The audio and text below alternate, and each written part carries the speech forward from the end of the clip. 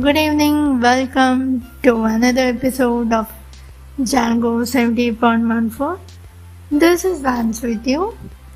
Let's take the show. Today is June 19th and it's World Book Reading Day. Is there anyone who doesn't love books? I love. And I truly believe, and I personally believe, that nothing can take the place of the real books, no matter what technology has come up. Whatever new technology, it cannot take place of the real books. You know the smell of each page you take up. You cannot feel the same. The love for those smell can never be replaced by a single Kindle, right? I started reading book when I was in 7th. All comics, then it went to Nancy Drew, Sheldon books. So list went by. It's nothing like I have any favorites. I do read all the books, almost. If I love reading a book written by a single author and it's really having a good story, then I don't miss the next book. That's how I go. I used to read when I used to travel. Presently, I have a kid, so I cannot concentrate on reading. So I don't read much books while traveling. Then I do my best to find some time being at home reading. That's how I go. And what kind of books do you love? Is it like fiction, spiritual? There's so many type of books, right? Autobiography is there. So many kinds of books are there. Fiction, non-fiction, or whatever it is. Some teenagers and all love all these fiction, scientific type of books. And small kids may love Tinkle and all those comics and all that. As we grow up, maybe we'll go into all these spiritual books. That's how I believe. Today, we are going to take up a book review on a book written by Jack Canfield. That is a Chicken Soup series. Have you ever read any of the books written by Jack Canfield? It's really good. Actually, it's not a novel or anything, but it's like they have short stories and they are so cute and sweet to read. You cannot close your book unless you finish that one single book. Very short stories, maximum 2 pages, not beyond that.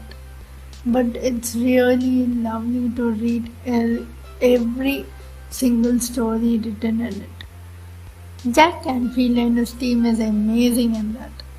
And I have owned 2 books of Jack Canfield, that is Chicken Soup series.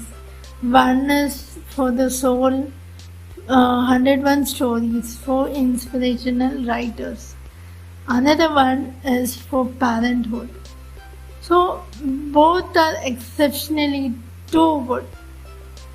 Today, so let's take the show ahead with the book review. See you soon. Stay tuned.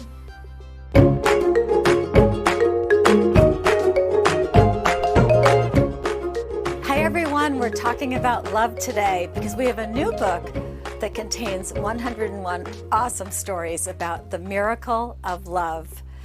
There is so much variety in the way that everyone talks about how they met their special someone, whether it was through serendipity or some kind of divine intervention, or my favorite, destiny, because it was just plain meant to be. And that takes us to Lisa Marlin's story.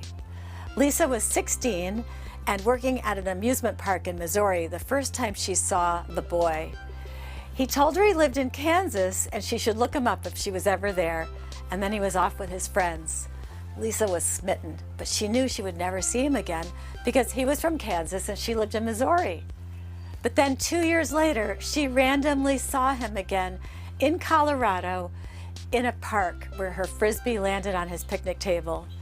She had to rush off to be with her friends, but she told them that she had seen the boy with the brown eyes again. She says, "My friends teased me on the bus. They'd already tired of hearing how I'd lost my one true chance at love." 30 years later, Lisa was living in Colorado, and a nice-looking middle-aged man walked into her office. It was that teenage boy, all grown up. And here's a photo of Lisa and Ron recreating that Frisbee meeting in that park in Colorado. We have lots more of these meant-to-be stories in our new book, and also so many stories from people who were just friends until they realized they really weren't. Jeannie Jacobson tells us that after her divorce, she decided she would never fall in love again. But then a tall, fit, gorgeous guy moved in next door, and he was sunning himself in his pickup truck right under her window. Jeannie called him Thor in her head, and they became friends when he knocked on her door one day, and they started going on non-dates to the movies and to dinner. Here's one of Jeannie's favorite photos of Jake back then, plus another photo of the day they renewed their vows on their 25th wedding anniversary. Sometimes you have to step outside your comfort zone and make a connection. That's what happened to Jill, who was going through a hard time and found herself listening to the music of a guy named David Burns over and over again because the lyrics really spoke to her and comforted her. After listening to his music for years, she got his number and she called him, and that first conversation lasted for hours.